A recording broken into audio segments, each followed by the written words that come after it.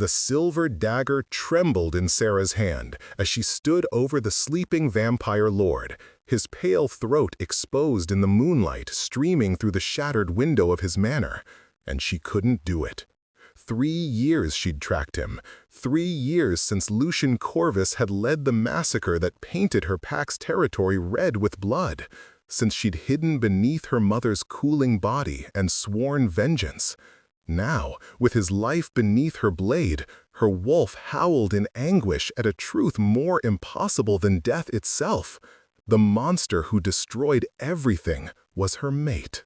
Wait, before the next revelation unfolds, if this mystery has already captivated you, let us know where you're following this story from. To ensure you don't miss unexpected claims, broken bonds, or awakenings under the moon, subscribe and stay close. Now, back to the scene. The dagger clattered to the floor. Lucian's eyes opened, crimson and ancient and utterly aware. He didn't move, didn't reach for a weapon. He simply watched her with an expression she couldn't name, something between resignation and relief. "Princess, Seraphine of the Silver Crest Pack," he said softly, his voice like smoke over water. "You're late. I expected you a month ago." Sarah's breath came in ragged gasps. The mate bond pulled at her chest, a golden thread trying to weave itself between them, despite every law of nature screaming this was wrong. Lycans and vampires didn't bond. They were enemies, had been for 1,000 years. The blood feud ran deeper than memory. "You killed them," her voice broke. "My father, my mother, my little brother was only 7. "I know." Lucian sat up slowly, giving her time to retreat if she wished. He wore only dark trousers, his chest bare and marked with scars that shouldn't exist on an immortal body. "I remember every face, every name. I deserve your blade, Seraphine. I won't stop you." She wanted to scream, to shift and tear him apart. Instead, she stood frozen as her wolf whimpered and pressed against her consciousness, begging her to understand something she couldn't. "Why?" The word emerged as a whisper. "The peace treaty was holding. We'd had 30 years without bloodshed. Why attack us?" Something flickered in his eyes. Pain, perhaps, or memory. "Sit, please. If you're going to kill me, at least know the truth first." "I don't want to sit with you. I don't want—" But her body betrayed her, drawn by the bond she'd tried to deny for 3 months now, ever since she'd gotten close enough to catch his scent. She sank into the chair across from his bed, her hand finding the silver dagger again. Silver wouldn't kill a vampire lord, but it would hurt. "Talk." Lucian rose and moved to the window, putting distance between them. Considerate, even now. The moonlight painted him in shades of gray and shadow, highlighting the sharp angles of his face, the dark hair that fell past his shoulders. He was beautiful in the way dangerous things were beautiful, deadly and compelling, and absolutely forbidden. 32 years ago, I had a sister," he began, "Isadora. She was young by vampire standards, only 2 centuries old. Curious about the world beyond our territories. She wandered into Silvercrest land during a full moon celebration. Sarah's grip tightened on the dagger. She remembered the stories from the old wolves, whispered warnings about the vampire girl who'd been found torn apart at the edge of their territory. "Your father's beta killed her," Lucian continued, his voice carefully neutral. "Claimed she'd attacked first. Perhaps she had. Isadora could be reckless. But she was my sister, and I loved her, and the treaty prevented me from seeking justice through proper channels." "So you destroyed my entire pack?" Sarah's voice rose. "Slaughtered children? Burned our homes?" "No." He turned to face her, and the anguish in his expression stole her breath. "I challenged your father to single combat. It was my right under the old laws. He agreed. We fought at the border, and I won. That should have been the end of it. Liar. But her wolf stirred uneasily, remembering fragments she'd been too young to understand. Her father leaving in the night, the elders arguing, her mother crying. "Your father had a younger brother," Lycan said quietly, "Marcus. He'd always coveted the alpha position. When your father fell, Marcus declared the combat invalid, said I'd used vampire compulsion, which was forbidden. He rallied the pack warriors and attacked my retinue while we were leaving." Sarah's heart hammered against her ribs. She'd never known her Uncle Marcus. He died in the massacre too, everyone said. "I defended myself and my people," Lycan continued. "It escalated. More of your pack arrived, then more of my coven. It became a bloodbath neither of us could stop. By the time dawn came, Silvercrest was decimated, and I was alone with bodies and regret." "You're saying it was an accident?" Sarah heard the hysteria creeping into her voice. "My 7-year-old brother died in an accident?" "I'm saying there are no innocents in war, only victims." Lycan's hands clenched at his sides. "I have carried the weight of that night for 3 years. Every face, every scream. I dream of them, though vampires rarely dream. Your brother, Theo. His name was Theo. I found him hiding in the cellar. I carried him to safety beyond the fighting. He was alive when I left him." The room spun. "You're lying." "I'm not. Ask the Riverwood pack. They took in the survivors. Theo lives there now, with your cousin Mara and 11 others." Sarah's vision blurred with tears she refused to shed. "That's impossible. The council said there were only 3 survivors. They said—" "The council lied." Lycan's voice hardened. "They needed a villain. I was convenient. And in truth, I am guilty enough that their lies hardly matter. I killed your father in lawful combat. I participated in the bloodshed that followed. I carry responsibility for every life lost that night, even those I tried to save." The silver dagger fell from her numb fingers. The bond pulsed between them, and she felt his sincerity like a physical weight. He believed what he was saying, every word. "Why not defend yourself?" she asked. "Why let the world think you're a monster?" "Because I am one." His smile was bitter. "Just not the monster they imagine. My sister is dead. Your father is dead. Your pack is scattered. What does my reputation matter against that?"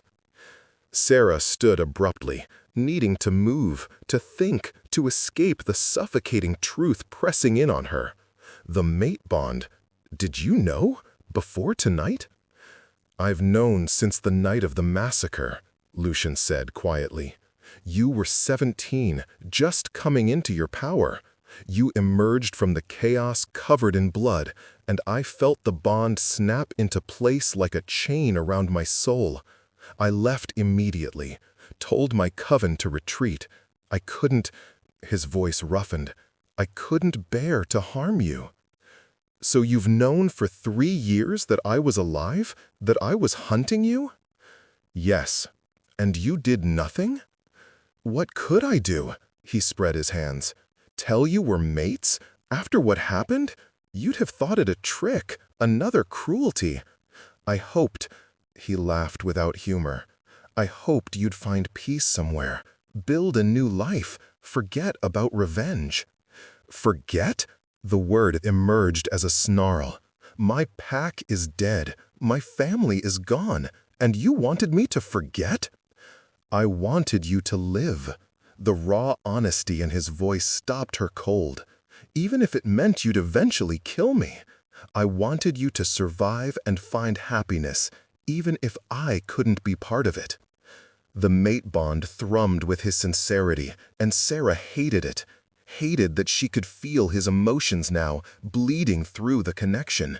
Grief, guilt, longing, and beneath it all, a love so fierce it terrified her. I don't know what to do, she whispered. I came here to kill you. I promised them, promised myself. Then do it. Lucian crossed to her, moving with the fluid grace of a predator, and knelt at her feet. He picked up the silver dagger and placed it in her hand, then pressed the tip to his throat. I won't defend myself. If my death brings you peace, take it. I owe you that much. His crimson eyes held hers, steady and unafraid. The mate bond screamed in protest, but he didn't waver. He meant it. He would let her kill him. Sarah's hand shook. She pressed the blade harder, drawing a thin line of blood that hissed where silver met vampire flesh. One thrust. That's all it would take. Through the throat, severing the spine. He'd survive it eventually. Vampire lords were nearly immortal, but it would incapacitate him long enough for her to take his head with the decorative sword mounted on the wall. Do it, he urged softly. End this. But she couldn't. The bond wouldn't let her, or perhaps her heart wouldn't. She didn't know anymore. With a sob, she dropped the dagger and stumbled back. I hate you, she gasped. I hate that you're my mate. I hate that I can feel what you feel. I hate that I believe you. I know. Lucian remained kneeling, blood trickling down his throat. I hate it too. Do you? She laughed bitterly. Do you hate being bonded to the daughter of the man you killed? I hate that I've caused you pain. He rose slowly, giving her space. The bond itself? No. You're extraordinary, Seraphine. Fierce and brave and righteous. In another life, in another world, I would have counted myself blessed to have you as my mate. Stop! She pressed her hands to her ears like a child. Stop saying things like that. Why? Because it makes it harder to hate me? Yes. The admission tore from her throat.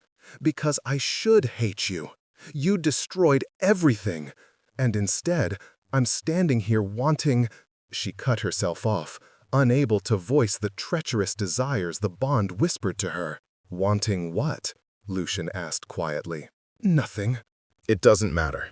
She moved toward the door, needing escape, needing air. I'm leaving. The Riverwood Pack is 2 days' journey north, he said. Ask for Alpha Garrett. He'll take you to your brother. Sarah froze with her hand on the doorknob. Why are you telling me this? Because you deserve to know your family survived. And because, he hesitated, because if you find happiness there, with them, perhaps the bond will eventually fade. Perhaps we'll both be free. The words should have brought relief. Instead, they felt like a knife between her ribs. Bonds don't fade. No, he agreed softly. But they can be endured. I've had 3 years of practice. She wanted to say something cutting, something that would hurt him the way she hurt. But exhaustion crashed over her suddenly, draining the fight from her bones. She'd tracked him for so long, dreamed of this confrontation, and now everything she'd believed was shattered. I need time, she said finally, to think, to find Theo, to understand what's true and what's lies. Take all the time you need. I'll be here. Why? She turned to look at him. Why stay? You could run. I'd never find you if you truly wanted to disappear. Lucian's smile was sad. Where would I go? This manor has been my family's home for 6 centuries. Besides, his eyes found hers. I'm bound to you now, whether you accept it or not. My place is wherever you need me to be, even if that place is at the end of your blade. The sincerity in his voice undid something in her chest. She fled before she could do something foolish, like believing in the possibility of forgiveness. The Riverwood Pack territory smelt of pine and fresh water, so different from Silvercrest's mountain meadows that Sarah's wolf whimpered with homesickness. She'd spent 2 days traveling north, 2 days wrestling with impossible truths and warring emotions. Alpha Garrett met her at the border, a grizzled wolf with silver threading his dark hair and eyes that had seen too much loss. He recognized her instantly. "Princess Seraphine." He bowed his head. "We wondered if you'd survived. Come, your family is here." Her family. The words echoed strangely in her mind. She'd spent 3 years believing she was the only one left, nursing her grief and rage in isolation. Now to learn that others had endured?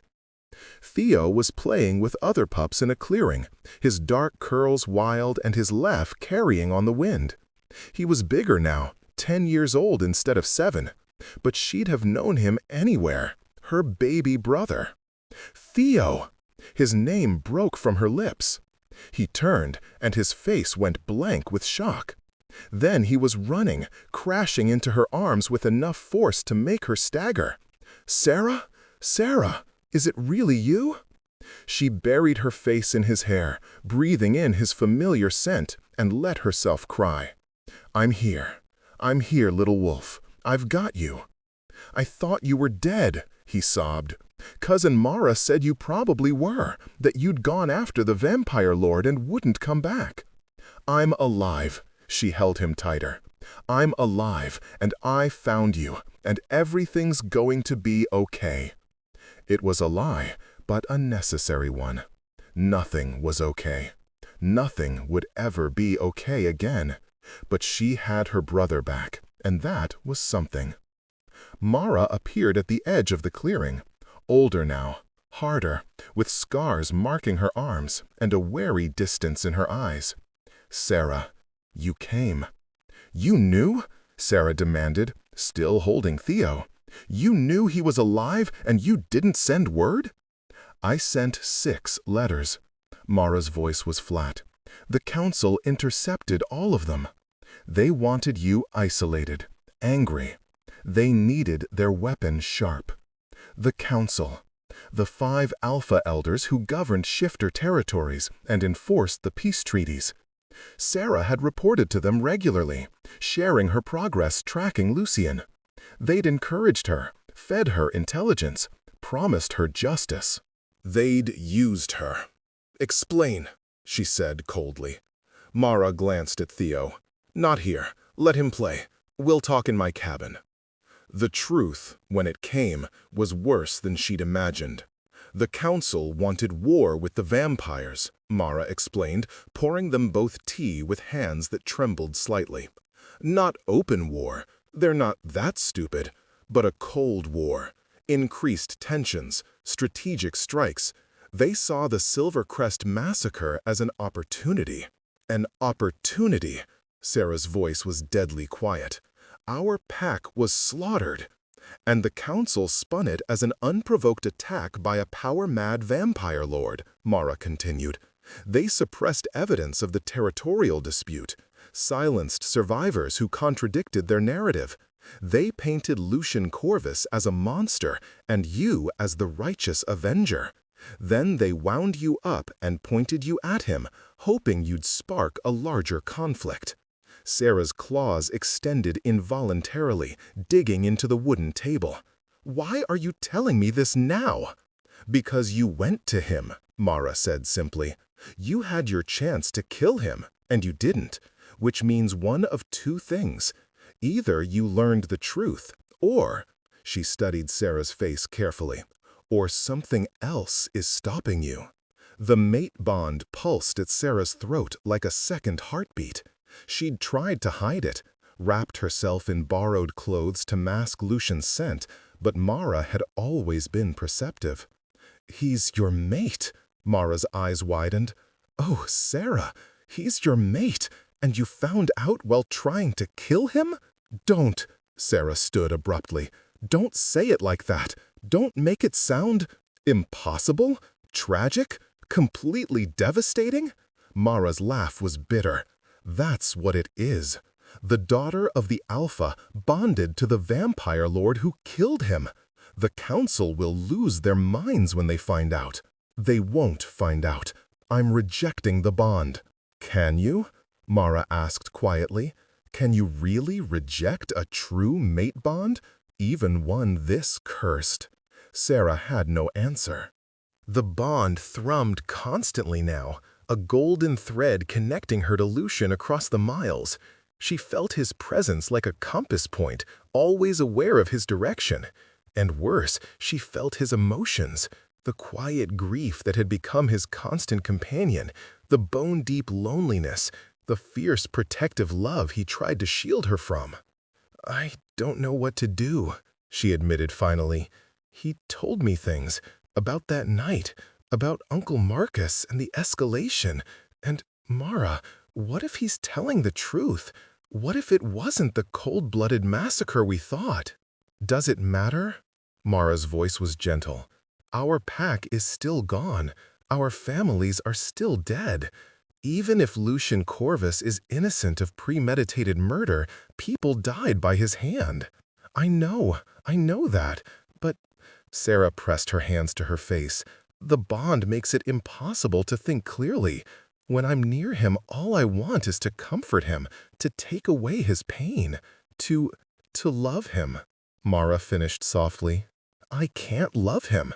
It's a betrayal of everything. Love doesn't care about betrayal.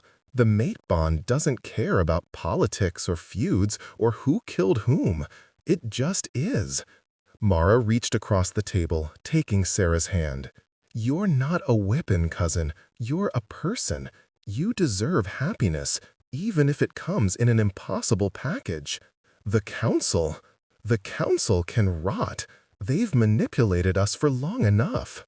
Sarah wanted to argue, but exhaustion settled over her like a heavy cloak. She'd been running on rage and purpose for 3 years. Now, with the truth laid bare and her brother safe, she had nothing left to sustain her. "Stay here," Mara urged. "Rest. Spend time with Theo. Figure out what you want, not what the council wants or what the pack expects, just what Seraphine wants." It sounded impossible, selfish, tempting. "1 week," Sarah agreed finally. "I'll stay for 1 week." The nightmares started on the 3rd night. Not memories of the massacre. Those had haunted her for years. These were new, visceral dreams of Lucian in pain. She felt his suffering through the bond, sharp and immediate, and woke gasping. Something was wrong. She tried to ignore it, tried to focus on Theo's laughter and Mara's steady presence. But the bond pulled tighter each day, screaming warnings she couldn't decipher. On the 5th day, a messenger arrived from the council. Official summons sealed with the elder's mark, demanding her presence immediately. "Don't go," Mara warned. "They'll try to use you again." But Sarah read the letter twice, noting the cold formality, the barely veiled threats, and beneath it, a single line that chilled her blood. "The vampire situation requires immediate resolution." They're going to kill him, she realized.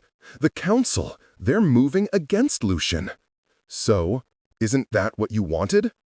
The protest rose instantly to her lips. "No." Mara studied her carefully. "You've made your choice then." "I haven't chosen anything. She couldn't finish. The bond thrummed urgently now, pulling her south. "I need to warn him. Whatever he's done, he doesn't deserve an execution squad. If you do this, the council will turn on you too. They'll declare you compromised, possibly even a traitor." "I know." Sarah grabbed her pack, already planning the fastest route back to Lucian's manor. "Tell Theo I'll come back. Tell him I'm sorry." "Sarah," Mara caught her arm. "Be careful. And, for what it's worth, I think you're doing the right thing." The journey south took a day and a half, pushing herself and her wolf to their limits. She felt Lucian's confusion through the bond when she drew close, then his sharp concern. "Stay away," his voice echoed in her mind, the first time he'd spoken directly through their connection. "It's a trap." She ignored him and ran faster. The manor was surrounded. 20 shifter warriors in combat forms, silver weapons gleaming in the moonlight. And at their head stood Council Elder Thorn, his expression smug and satisfied. "Princess Seraphine," he called out. "How convenient. We were just about to execute justice for your pack. Call them off." Sarah emerged from the tree line, her own wolf rising close to her skin. "Whatever game you're playing, end it now." "Game?" Thorn's eyebrows rose. "My dear, this is no game. This is retribution. The Vampire Lord has evaded consequences long enough." "Under what authority? He's acted against no treaty." "He exists. That's crime enough." Thorn's smile was cold. "The old laws are clear. Vampires who shed shifter blood forfeit all protection. Lycan Corvus will die tonight, and his coven will scatter. It's past time we reminded the undead of their place." "You're starting a war," Sarah said flatly. "The vampire clans won't accept this." "The vampire clans are fractured and weak. They'll protest, certainly, but without a strong lord to unite them, they'll eventually submit to new territorial boundaries." Thorn gestured to his warriors. "Take the manor. Bring me Corvus's head." "No." Sarah moved to block their path, knowing it was futile. 20 against 1, and she was exhausted from travel. "Stand aside, princess. This doesn't concern you." "It does when you're murdering my mate." The words fell into stunned silence. Thorn's face went rigid with shock, then twisted with rage. "Your mate? You're bonded to that creature?" "The bond doesn't lie." Sarah stood her ground. "Lycan Corvus is my true mate, and I claim him under pack law. Touch him and you violate sacred bonds." "You've been compromised." Thorn's voice dripped venom. "Probably through vampire compulsion. This bond is false, a trick." "Test it then." Sarah bared her throat, showing the golden shimmer of the mate mark that had appeared 2 days ago. "Any elder can verify a true bond. Look closely and tell me it's false." Thorn stepped closer, his eyes narrowing. She felt his power press against the mark, testing its authenticity. His face paled. "Impossible," he whispered. "Lycans and vampires cannot bond. It violates every natural law." "And yet, here we are." Sarah's voice was steady despite her pounding heart. "The moon goddess has spoken. Will you defy her judgment? The moon goddess wouldn't bond you to your family's murderer." "My father died in lawful combat. The massacre that followed was not Lycan's doing alone. Multiple parties bear responsibility, including members of my own pack who escalated the conflict." She met Thorn's eyes steadily. "I've learned the truth of that night. Have you?" For a moment, uncertainty flickered across his face. Then his expression hardened. "Lies. Vampire manipulation. The truth." Lycan's voice cut through the night as he emerged from his manor, moving with deadly grace despite the silver weapons aimed at his heart. "A truth your council has worked hard to suppress, Elder Thorn. Tell me, did you orchestrate Marcus's rebellion? Did you whisper in his ear about seizing power after I killed his brother?" Thorn's face went blank, which was answer enough.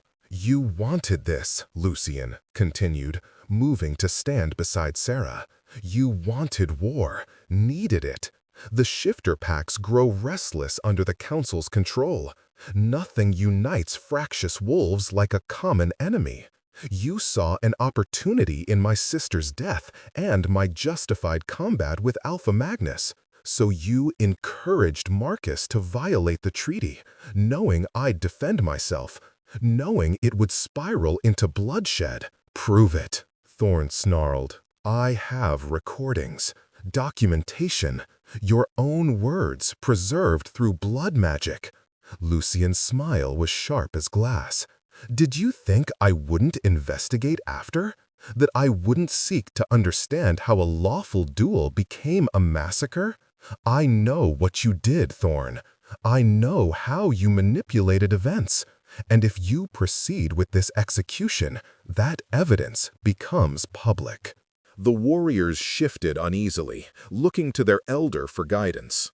Thorn's composure cracked, revealing the calculating predator beneath. "No one will believe a vampire's word over mine. They'll believe me." Sarah stepped forward. "I'm Silvercrest's last princess. My voice carries weight, and I will testify to everything I've learned. The survivors you silenced, the letters you intercepted, the lies you told to weaponize my grief. You ungrateful!" Thorn's hand moved toward his weapon. Sarah's wolf exploded forth, her shift so fast it blurred. She stood between Thorn and Lycan, fur bristling, a growl rumbling from her chest that promised violence. The message was clear: through me. "Stand down, princess," Thorn commanded, "by council law." "By pack law, I claim sanctuary for my mate," Sarah snarled, her voice rough in wolf form. "Challenge this claim and face me in combat. Those are your options." Thorn assessed her coldly. She was young, barely 20, and exhausted. But she was also an alpha's daughter, trained since childhood and fueled by righteous fury. The fight would be brutal, and even if he won, his reputation would suffer for striking down a princess defending her mate. "This isn't over," he said finally, gesturing his warriors to retreat. "The council will hear of this. You'll both be called to account." "We'll be ready," Lycan said quietly. They watched the warriors disappear into the forest. Only when the last footstep faded did Sarah shift back, her body trembling with exhaustion and adrenaline. "That was foolish," Lycan said softly. "You've made an enemy of the council. They'll destroy you for this." "Let them try." She turned to face him, and the bond hummed between them, golden and right despite everything. "I'm tired of being their weapon, tired of lies and manipulation. Whatever else you are, Lycan Corvus, you've been honest with me. That's more than they ever were." "Honest?" He laughed bitterly. "I've killed people you loved. In combat. In self-defense. In a situation engineered by people who wanted bloodshed." She stepped closer. "You're not innocent. Neither am I. I've killed vampires during my hunt for you, but you're not the monster they painted, and I'm not the righteous avenger they tried to make me. What are we then? Two people caught in an impossible situation." She reached out tentatively, her hand hovering near his. "Two people bound by fate to either destroy each other or what?" His voice was rough, yearning. "Or choose something different, something harder." She took his hand, ignoring the way her wolf sang with joy at the contact. "I don't forgive you. Not yet. Maybe not ever. But I don't want you dead either. And I don't want to be the council's puppet anymore." Lycan's fingers closed around hers, gentle despite his strength. "What do you want, Seraphine?" "I want the truth. All of it. I want to understand what really happened that night, not the version twisted by politics." She met his crimson eyes steadily. "And I want time to decide what this bond means, without anyone else telling me what to feel." "Time." He nodded slowly. "I can give you that. Stay here. Learn what you need to learn. I won't push, won't ask for more than you're willing to give. Even though the bond must be agony for you, being this close without—" She cut herself off, heat rising to her cheeks. "Even then." His thumb brushed across her knuckles, a whisper of contact that sent sparks through her. "You're worth the suffering, Seraphine. You've always been worth it." The sincerity in his voice undid her. She pulled him closer, resting her forehead against his chest, feeling his coolness against her warmth. The bond settled, content for the first time since it formed. "I still hate you sometimes," she whispered. "I know. And I'll probably try to stab you again. I'm counting on it." She felt his smile against her hair. "You wouldn't be you without the fire." They stood like that as the moon climbed higher, two damaged souls bound by fate, trying to find a path through the wreckage of the past towards something resembling peace. The weeks that followed fell into an unexpected rhythm. Sarah stayed at the manor, occupying a suite far from Lucian's chambers, maintaining careful distance even as the bond pulled them together. During the day, she trained in the courtyard, working through her grief and rage with blade and claw. At night, she studied the evidence Lucian had gathered, documentation of Thorne's manipulation, testimonies from witnesses the council had silenced, the true timeline of events that led to the massacre. The picture that emerged was damning. Thorne had orchestrated everything, from encouraging Marcus's ambition to ensuring the duel between Lucian and her father was witnessed by hot-headed warriors primed for violence. He'd wanted chaos, and he'd gotten it. "Why keep this secret?" she asked one evening, finding Lucian in his library. "To what end?" Lucian looked up from the ancient tome he'd been reading. "Thorne is one elder among 5. The council would have closed ranks, protected their own. And he gestured to himself wryly, "I'm a vampire. Our word carries little weight in shifter politics. But now you have me." "Now I have you," he agreed softly. "If you choose to stand with me. I won't ask you to. This is your people's business. It's my business when they use me as a weapon." Sarah moved closer, studying the maps spread across his desk. "What are you planning?" "Nothing violent, if that's what concerns you. I'm simply preparing for contingencies. When the council comes, and they will come, I want options besides warfare." She studied the maps more carefully, recognizing territorial boundaries, trade routes, strategic positions. "You're building alliances." "I'm offering information to those who've also suffered under the council's machinations." "Vampires, yes, but also independent shifter packs, witch covens, even some human organizations that monitor supernatural activity."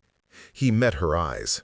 "The council maintains power through isolation and fear. If we unite those they've marginalized, you could challenge their authority entirely." Sarah's mind raced, not through warfare, but through politics. Expose their corruption, build an alternative governance structure. It's a long game, years, possibly decades. But yes, Lucian's expression was carefully neutral.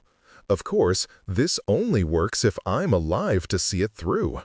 And if I have allies powerful enough to stand against council retaliation. Like a Lycan princess with legitimate grievances and insider knowledge? Like that, yes." He hesitated. "But Seraphine, I mean what I said. I won't use you. If you want to walk away." "I don't." The words emerged with certainty that surprised her.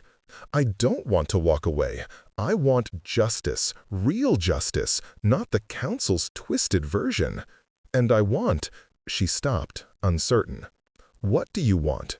His voice was gentle, patient. I want to stop hating you." The admission cost her. "I want to accept this bond without feeling like I'm betraying my family. I want—" Her voice broke. "I want my mother back, my father, my pack. I want the life I should have had." Lucian crossed to her in an instant, his hands hovering near her shoulders, not quite touching. "I can't give you that. I wish I could. I'd give anything to undo that night." "I know." She leaned into him, letting herself seek comfort for the first time since the massacre. "I know you would. I can feel it through the bond. Your guilt, your regret. You carry them every moment." His arms closed around her carefully, as though she might shatter. She probably would have, weeks ago. Now she just felt exhausted and raw and desperately in need of someone who understood. "I dream about them," she confessed against his chest. "My mother singing while she braided my hair. My father teaching me to track. Theo laughing. Actually, Theo's alive, and that's still strange to think about. He can visit here if you'd like, if he'd be comfortable." "He'd be terrified. You're the monster from his nightmares." She pulled back enough to see his face. "But maybe someday, if we can make this work, if we can build something that isn't just survival. What would you want it to be?"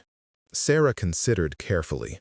The bond pulled at her heart, whispering of possibilities she'd tried to ignore. "Partnership," she said finally. "Not just romantic, though." Heat crept up her neck. "I'm not opposed to that eventually, but partnership. Working together to change the system that created this tragedy. Making sure no other pack, no other family suffers what we suffered." "A revolution," Lycan said quietly. "A reformation. Revolution implies violence. I've had enough violence. So have I." His hand came up to cup her cheek, his thumb brushing away a tear she hadn't realized she'd shed. "I'd be honored to stand with you, Seraphine, to build something better from these ruins. Even if it takes years, even if it's hard and frustrating and we probably fight constantly because I'm stubborn and you're impossibly patient, which somehow makes it worse." He laughed, the sound rusty but genuine. "Especially then. You wouldn't be you without the stubbornness." She rose on her toes and kissed him. Just a brief press of lips, testing, tentative. The bond flared golden and warm, singing with rightness. When she pulled back, Lycan's eyes were dark with want, but also understanding. "We go at your pace," he said roughly. "Whatever you need. I need this to mean something." Her hands fisted in his shirt. "Not just biology or fate. I need to choose you, and I need you to choose me, not just because the bond demands it." "I choose you," he said immediately. "Seraphine of Silvercrest, fierce and brave and righteous. I choose you every moment, bond or no bond. And I'll keep choosing you until you believe it." She kissed him again, deeper this time, pouring 3 years of grief and anger and desperate hope into the connection. He responded carefully, letting her control the pace, the depth, the meaning. When they finally broke apart, both breathing hard, the bond settled into a steady pulse between them. Not complete, that would take time, but present, acknowledged, accepted. "The council won't let this stand," she said practically, trying to steady her racing heart. "No, they'll move against us soon." "Good." Sarah's smile was sharp. "Let them come. We'll be ready." 3. The summons arrived 2 weeks later, delivered by council messenger at dawn. Both Sarah and Lycan were commanded to appear before the 5 elders to answer charges of bond fraud, conspiracy, and violations of the territorial treaty. "They're going to try to separate us," Mara warned when Sarah called. "Claim the bond is false or coerced. Lock you up for your own protection while they execute Lycan. Let them try." Sarah checked her weapons one last time. "We have evidence, witnesses, and now we have allies." Over the past weeks, Lycan's quiet networking had borne fruit. 3 independent shifter packs had agreed to send representatives. A vampire coven from the Eastern Territories would attend. Even a witch coven matriarch had expressed interest in seeing the council challenged. "It's not enough," Lycan said quietly. "The council's power runs deep. Even with evidence, then we make it enough." Sarah turned to face him, her wolf rising close to her skin. "I'm not the traumatized princess they manipulated anymore. I'm a Lycan with a legitimate mate claim, documented proof of their corruption, and nothing left to lose. That makes me dangerous." His smile was fierce and proud. "It makes you magnificent." The hearing took place in neutral territory, an ancient stone circle that had served as a gathering place for supernatural beings since before recording history. The 5 council elders sat in judgment: Thorn, Marcus's sister Elder Winters, and 3 others whose names Sarah had memorized during her preparation. Elder Winters spoke first. "Princess Seraphine, this council convened following disturbing reports. You claim a mate bond with the vampire Lucian Corvus, the creature responsible for your pack's destruction. Explain yourself." "The bond is real." Sarah stood tall, letting her mark show clearly. "Any elder can verify its authenticity. As for Corvus being responsible for our pack's destruction, the truth is more complex than the narrative this council has promoted." "Complex?" Thorn sneered. "He killed your father. In lawful combat, which you know was justified under the old laws. My uncle Marcus violated the treaty by attacking Corvus's retinue after the duel concluded. That violation, encouraged by certain members of this council, escalated into the massacre." Sarah pulled out the first document. "I have evidence, testimony from survivors, communications you intercepted, records of your manipulation." "Lies." But Thorn's voice lacked conviction. "Test them." Sarah met each elder's eyes in turn. "I submit to truth verification. Let a neutral witch examine my testimony. If I'm lying, I accept whatever punishment you decree. But if I'm telling the truth, then this council has explaining to do," finished Cassia, the ancient witch matriarch who'd agreed to serve as neutral arbiter. She moved forward, her power crackling in the air. "I accept this charge. Princess Seraphine, allow me to examine your claims." The truth verification was invasive and uncomfortable, Cassia's magic pressing into Sarah's mind, testing each statement, each memory. But Sarah endured it, knowing this was their only chance. When Cassia finally withdrew, her expression was grave. "The princess speaks truth.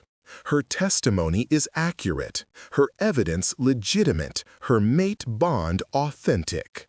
Stunned silence fell over the gathering.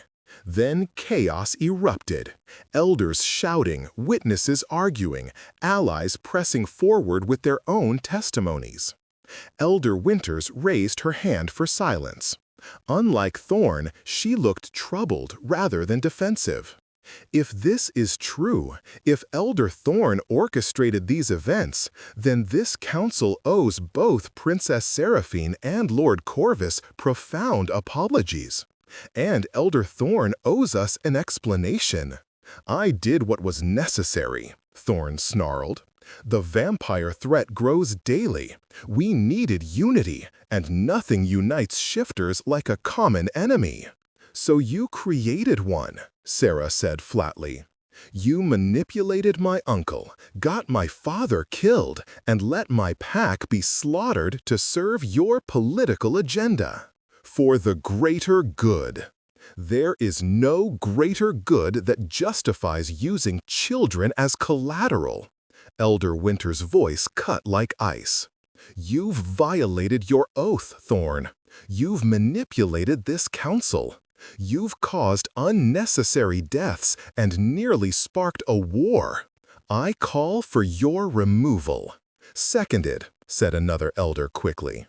Thorn's face went purple with rage. "You can't. This is—" He turned to Lucian. "This is your doing, vampire manipulation." "This is consequence," Lucian said quietly. "For 3 years, I've carried the weight of your actions. So has Seraphine. So have the survivors scattered across territories. Today, that weight shifts to where it belongs." The vote was swift. 3 elders supported Thorn's removal. 1 abstained. Thorn stood alone, his power broken by truth. "You'll regret this," he hissed at Sarah. "Both of you. I have allies." "Then they can face the same scrutiny you did," Sarah said calmly. "The age of manipulation is over. We're building something different now." Security escorted Thorn away, still spitting threats. Elder Winters turned to Sarah and Lucian with weary respect. "You've upset the order we've maintained for centuries," she said. "I hope you have a plan for what comes next." "We do." Sarah glanced at Lucian, drawing strength from the bond. "A council that represents all supernatural beings, not just shifters. Fair laws enforced equally. Accountability for those who abuse their power. It won't be easy, but it will be right," Lucian finished. "And we have time. Centuries, in my case. Decades, at least, in mine," Sarah added. "We're patient. We're committed. And we're bonded, which means we can't be easily separated or silenced." Elder Winters studied them both carefully. "You're young, idealistic. The world will try to break you." "Let it try," Sarah said simply. "We've already survived the worst. Everything else is just details." They returned to the manor as the sun set, exhausted but victorious. The bond hummed between them, stronger now, fed by their shared triumph. "We did it," Sarah said wonderingly. "We actually did it." "You did it." Lucian pulled her close. "You stood before the council and demanded justice. You were extraordinary." "We were extraordinary," she corrected. "Partners, remember? Partners." He kissed her softly. "In revolution and reformation. And apparently in completely upending centuries of supernatural politics." She laughed, giddy with relief. "What do we do now?" "Now," Lucian considered. "Now we build. Reach out to more allies. Document the changes we want to see. Create frameworks for the new council structure." He paused. "And perhaps take a moment to simply exist together without crisis looming." Sarah looked up at him, this vampire lord who'd killed her father, yet somehow become her future. The grief would never fully fade. The lost family would always ache.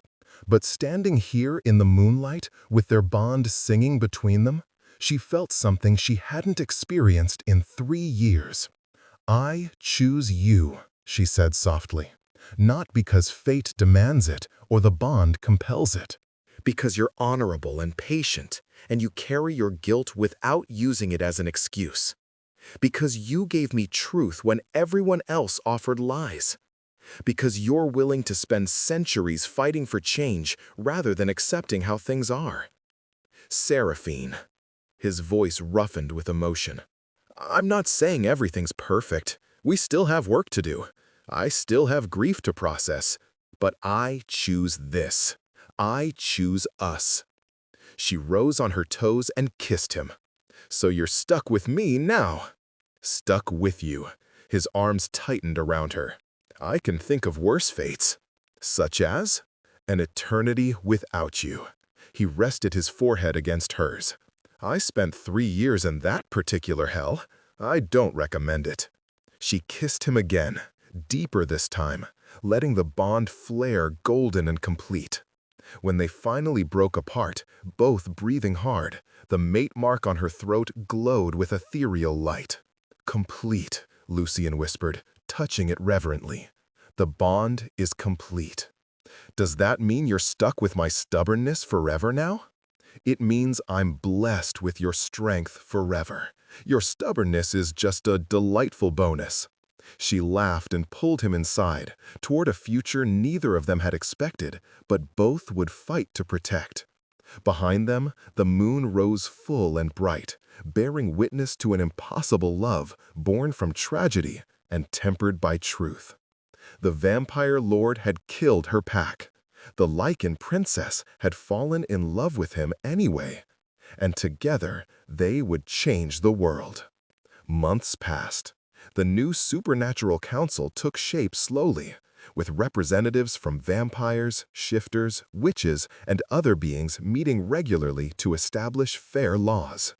Sarah split her time between the council work and visits to Riverwood, rebuilding her relationship with Theo and the other survivors. Lucian's Manor became a neutral meeting ground where old enemies learned to work together. The change was gradual, painful at times, but steady.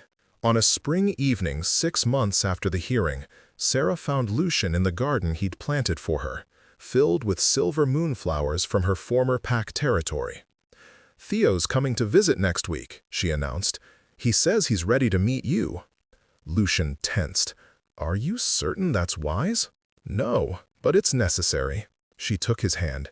"He needs to understand that you're not the monster from his nightmares, and you need to meet the little brother I won't shut up about. If he wants to punch me, I'll allow it." "He's 10. You're a 600-year-old vampire lord. I think you'll survive a 10-year-old's punch." She smiled. "Besides, Mara's coming too. She'll keep him from doing anything too violent." "I'm more worried about Mara. She's considerably more dangerous." "True." Sarah leaned into him, breathing in his familiar scent. "But she approves of us now. Says anyone who can deal with my temper deserves respect." "Your temper is magnificent. You're biased. Completely." He turned her in his arms, his expression soft. "I have something for you." He produced a small box from his pocket. Inside lay a ring, ancient silver, worked with moonstone, glowing faintly with magic. "It belonged to my sister," Lucian said quietly. "Isadora. She would have liked you, I think. Your fire, your conviction.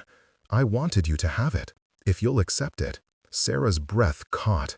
The ring represented so much: forgiveness, connection, family. She slipped it on, feeling its magic settle against her skin, mingling with the mate bond. "It's perfect," she whispered. "You're perfect." He kissed her softly. Stubborn and fierce and absolutely perfect. They stood together as the moonflowers opened around them, releasing their sweet scent. Somewhere in the distance, wolves howled, members of the new council, celebrating progress. Sarah's wolf answered, and for the first time since the massacre, the sound didn't ache with loss. "I never thought I'd be happy again," she admitted, "after everything we lost." "We built something new," Lucian said. "We can't replace what was taken, but we can honor it by creating something better. Something impossible. The best things usually are." He pulled her closer, his lips brushing her temple. "A vampire and a Lycan, changing the world one stubborn reform at a time." She laughed, the sound bright and free. "They'll write stories about us. Terrible, sappy stories about star-crossed lovers and political reform. The worst kind." She kissed him. "I can't wait." The moon shone full above them, bearing witness to an impossible love that had survived tragedy, chosen truth over vengeance, and built a future from the ruins of the past. The vampire lord and the Lycan princess, partners in revolution and redemption, bound by fate but choosing each other every day. And in that moonlit garden, filled with flowers that refused to die, they danced.